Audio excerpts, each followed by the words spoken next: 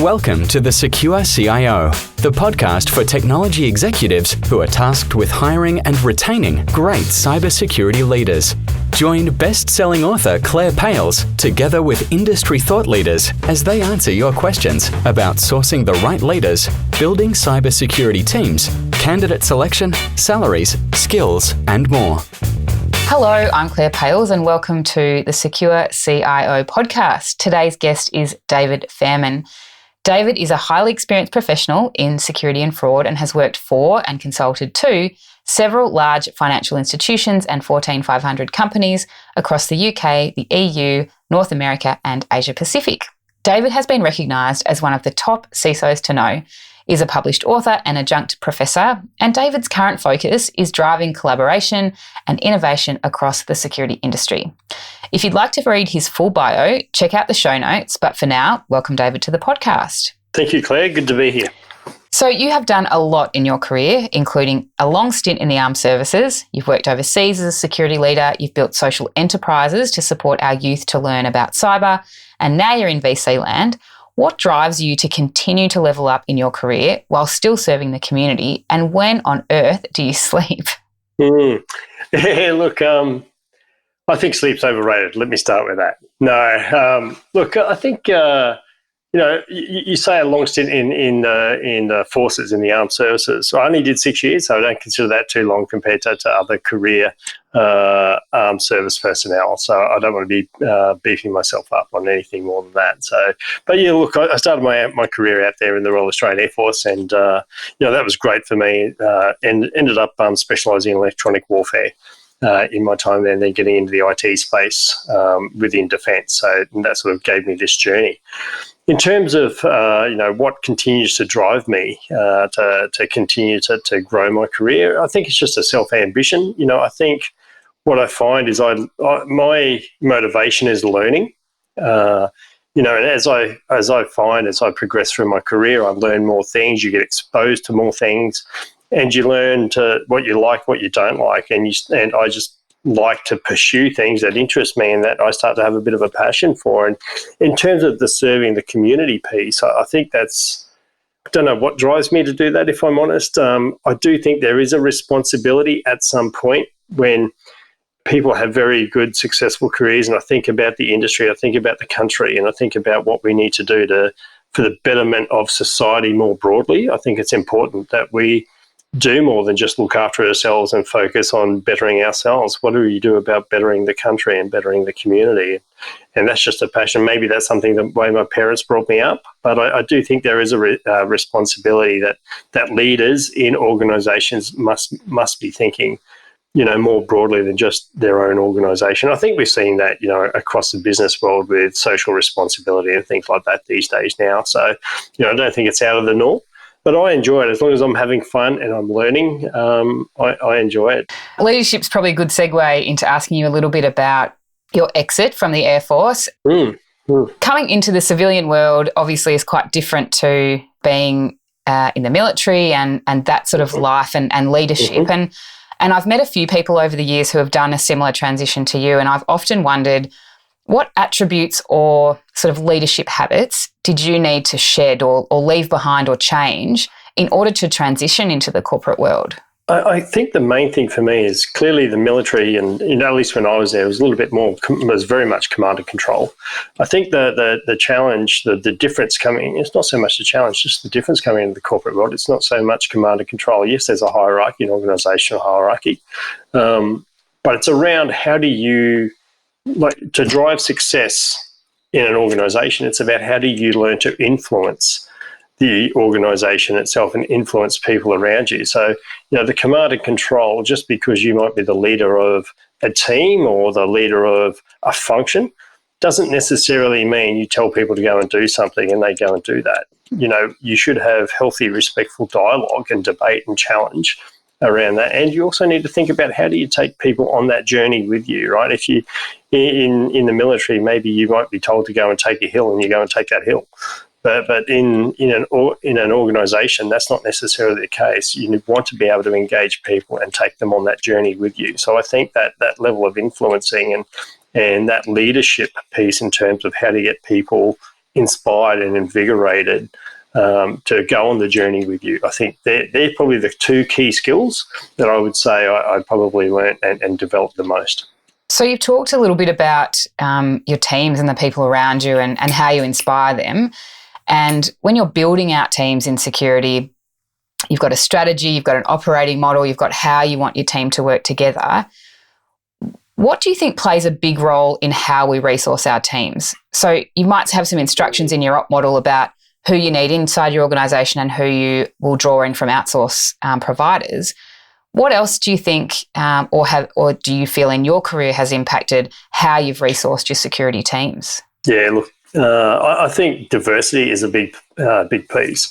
When I talk about diversity, I think about diversity in all elements, not just gender diversity, which I think there's a lot of focus here in Australia around gender diversity. But I think for me, there's cultural diversity, thought diversity, gender diversity, clearly, but also experience diversity, right? So not necessarily everybody, if you think about my space in security and fraud, it's not just about always hiring security and fraud experts. Sometimes it's about those other people who understand the business and understand the organisation but have zero security and fraud understanding, but they bring a different perspective to what's needed to run the organisation. I think people with, something I've really enjoyed is exploring people who have a curiosity. Maybe they have an understanding around the way that people think. Bit of a psychological element to that. Because if you think about threat actors, it's about how do you get in the mind of a threat actor and how do they think. So that for me, diversity would be probably my number one key piece. And I think that's the second piece, and I touched on it just then, was around making sure that we're finding people who have a curiosity, who want to explore, who want to learn more, who dig into something and double click on that and continue to develop. I think that those things are really, really critical. And they're the soft skills versus the hard skills. The hard skills is exactly what you're talking about with the operating model and how does that work? And you have a strategy and these are the skill sets you need. But it's the people that make up a capability. And actually, when I talk about a capability, I think about people, process, and the technology element.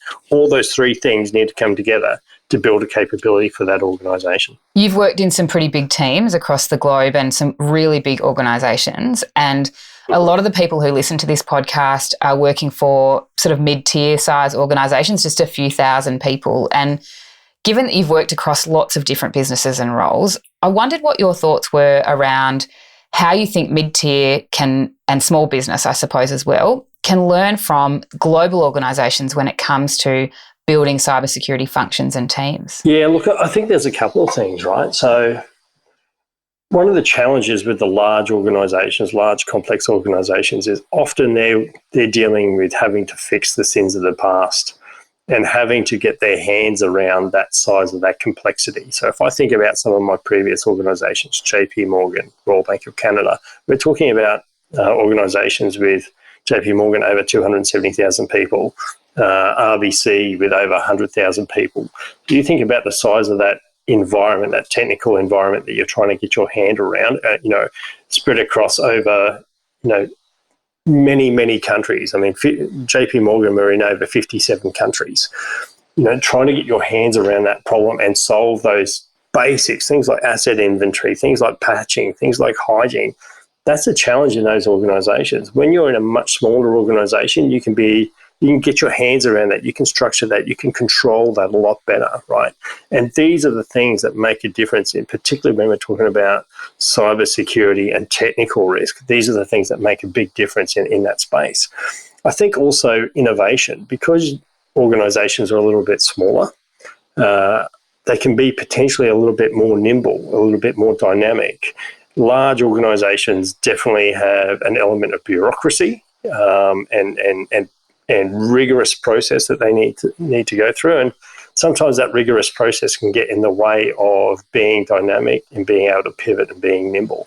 So I think a couple of things that they can learn from is how do they get those basics right, recognize that they have an advantage to be able to get their hands around their environment and do that properly, recognize that they have an opportunity to truly be nimble and embrace innovation and embrace, testing things and failing, learning from failure. And actually the larger organizations, and JP Morgan is a great example of that, is fail fast, like test it, fail fast and move on.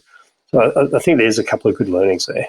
Do you find that people who come between the two, so someone coming from a mid-tier and joining a large organisation, or someone coming from a large organisation and joining a mid-tier, do you see that transition working well or not so well, or have you got any experience, I guess, in that space? Yeah, absolutely. I think I've probably been there a little bit now myself. Very much large organisations historically. Now I'm working for a bit of a mature startup, and I'm doing a lot of advisory with a bunch of startups. So much smaller organisations, but also clearly I've hired people from various backgrounds. So we spoke about diversity earlier. So I've seen people come from smaller organisations. They weren't always coming from behemoths. Right, and what have I seen work? And look, I've seen some of it work. I think it comes back to the individual. And again, it sort of comes back to building the team.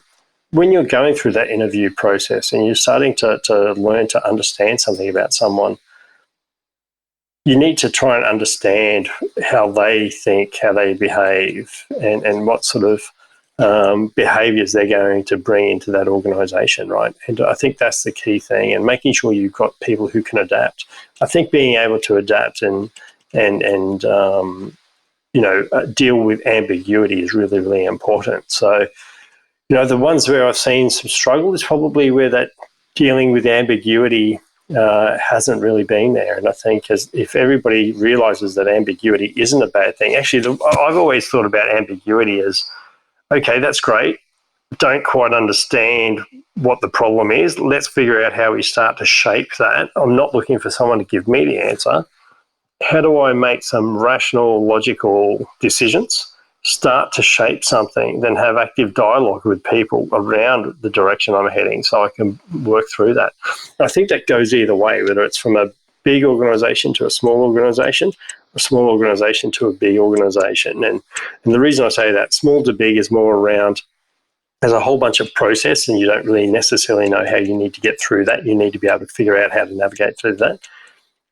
And the vice versa, from large to small, you might be used to a lot of rigor and a lot of process and a lot of things sort of being readily available to you. Well, now you're in a startup. You might need to roll up your sleeves and figure this stuff out for yourself. So again, it really comes back to that person and their individual attributes. And, I'll say it again, building an organisation about people, process and technology, but it's the people that bind all those other two elements together. So that's really important. I think it's really important because in cyber, ambiguity is something that people have to live with, certainly. Absolutely. And also change, yeah. and just this constant transition of refreshing strategies and reconsidering threat landscapes and also keeping the lights on and the cyber hygiene and all of that. I mean, there are so many layers to it. So I want to pick up on something you said, though, about the hiring process. And so you've got people in the interview process. You're trying to understand what they're like. You then bring them on board. How do you keep them? Yeah, look, staff retention, I think that's particularly in cybersecurity is a real challenge these days. It's a hot market. People with skills are in high demand. We know there's a skill shortage. But for me, I think it's not just about paying competitively. You need to pay competitively. That doesn't mean you necessarily need to pay top dollar either.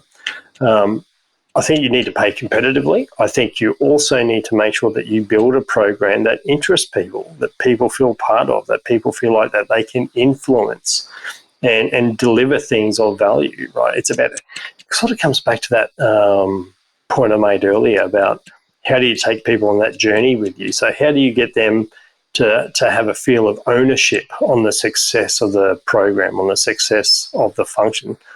Taking them with you, making sure that they're engaged. And how do you do that? I think there's a couple of things you do that. One, you give them ownership.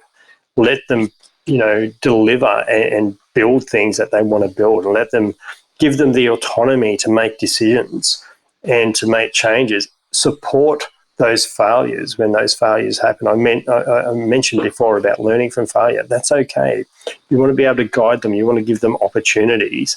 You want them to be able to learn. I think that's really, really important. I think the other piece is around how do you identify the talent and how do you nurture that talent, right? How do you give them stretch opportunities? How do you identify the right opportunities for those individuals? Because actually, you know what, there's different things that motivate different people. So you need to get to know them, you need to understand them, and you need to find those opportunities. You need to be an active manager, you need to be an active leader in finding those opportunities for those individuals where you know it will resonate and it will engage them. And I think the other part to it is building a program that's interesting and has a clear vision and a clear end state that people are bought into. You know, the best of breed or world class, however you want to put it, program. Show that roadmap.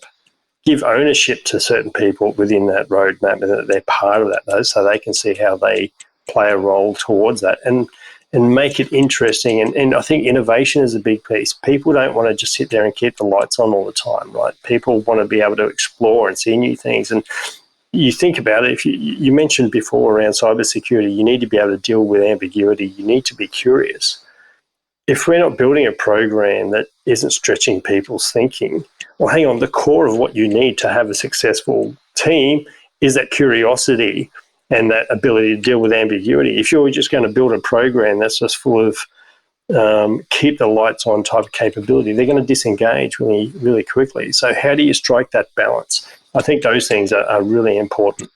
And on the topic of stretching people and understanding what that stretch is for them, I think it's really important when you're talking about stretching your employees is to understand when you're hiring them what that stretch might be, and then being a supportive leader throughout their process, maybe over the next 12 months, in order to nurture those skills and build those skills. Because often we will hire someone who maybe meets 75% of the expectations of a job role, knowing that they've got stretch that needs to be addressed.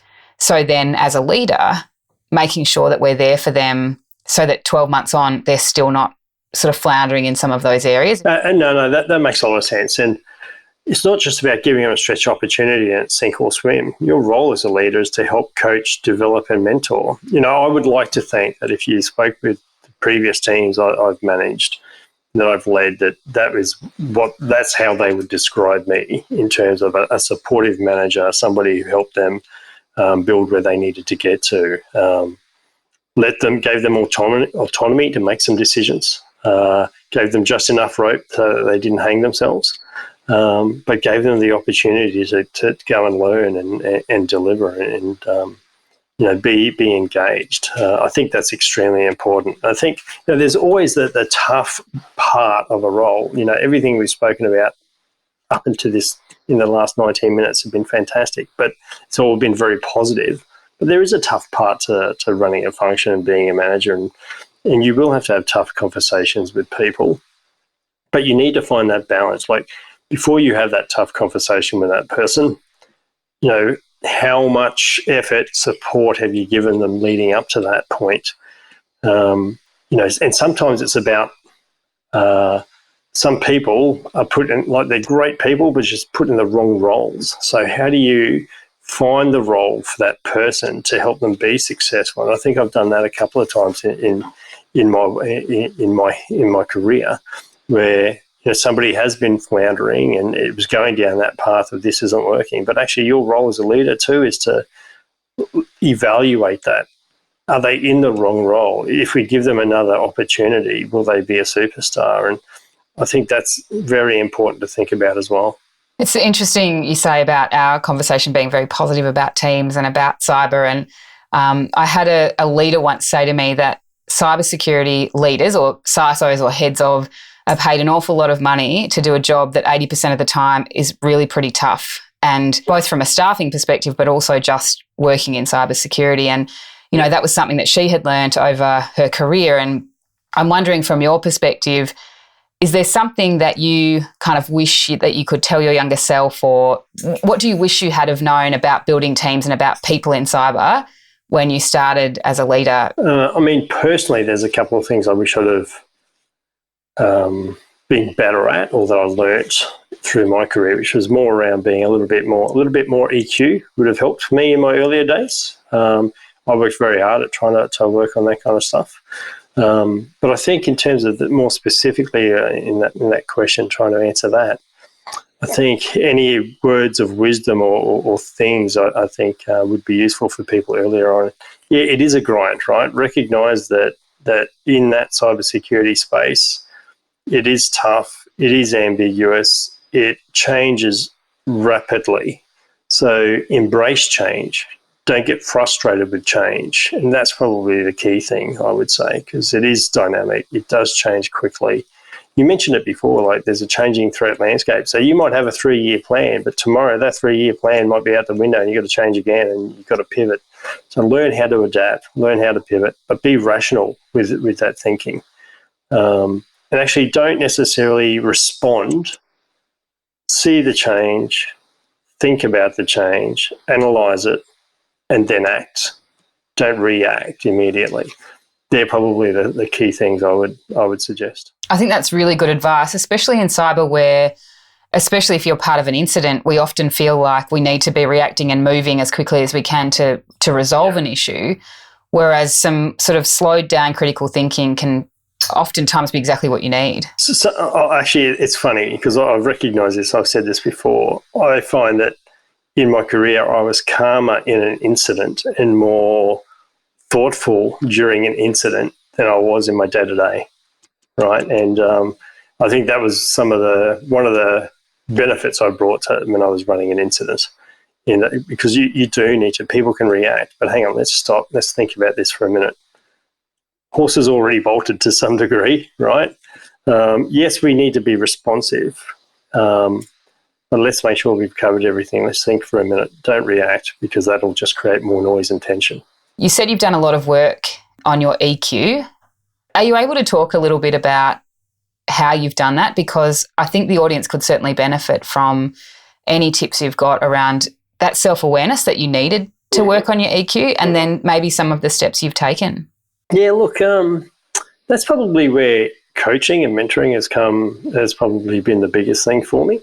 And so I've not only have I been a mentor and coached people, but clearly I've had coaches and mentors. So I think getting that feedback has been pretty important. I've done some, through the career that I had with those organisations, there's always that sort of leadership training where you would do personality tests and you would learn where you sat on the scale. So I tried to learn. I'll try to learn from them and develop on that. I think I spent, particularly in the early part of my career, I was not a very reflective person. And I can remember, actually, I was at RBS. It must be 2007, 2008. And they had this big spider diagram of where I sat on all the different parts. And my reflective element was really, really poor. So I really took a lot of focus in being a lot more reflective. So I would stop, replay conversations, replay the day, replay the year, and reflect on a whole bunch of things more and made a conscious effort to do that. And then when you rethink conversations and think about how things went, you quite find that after the event, you pick up on things that you should have picked up at that point, right? And that was sort of me coaching myself. So I think, that's sort of some of the techniques I use to help develop that. Now, am I any good? Am I good at it now? I think other people will have a different opinion of that. I think I'm getting better, but I think I still have more work to do. But all these soft skills, like you're never done with this stuff. You should be challenging yourself to get better every time and learning every time. Nothing's ever done, right? And I think that's probably one of the most important things. Remember that you're not the smartest person in the room. Remember that you've got more to learn and that everybody brings value to the table. I think those are a couple of really important aspects. Absolutely. David, I've really enjoyed having you on the podcast today. Thank you so much for your sharing about your insights, but also around your career and some of the transitions that you've made. And I really want to thank you for your time. Great, Claire. Thank you very much. Really appreciate it. Thanks so much for joining me for today's episode. Feel free to listen to some of the previous guests on your favourite podcast app. For more information on all our guests, check out the show notes at thesecurecio.com, where you can also find more information on the Secure CIO framework, grab free chapters of my book, and sign up for my newsletter. If you love the show, please subscribe to the podcast and feel free to leave me a 5-star rating. I'll see you next week.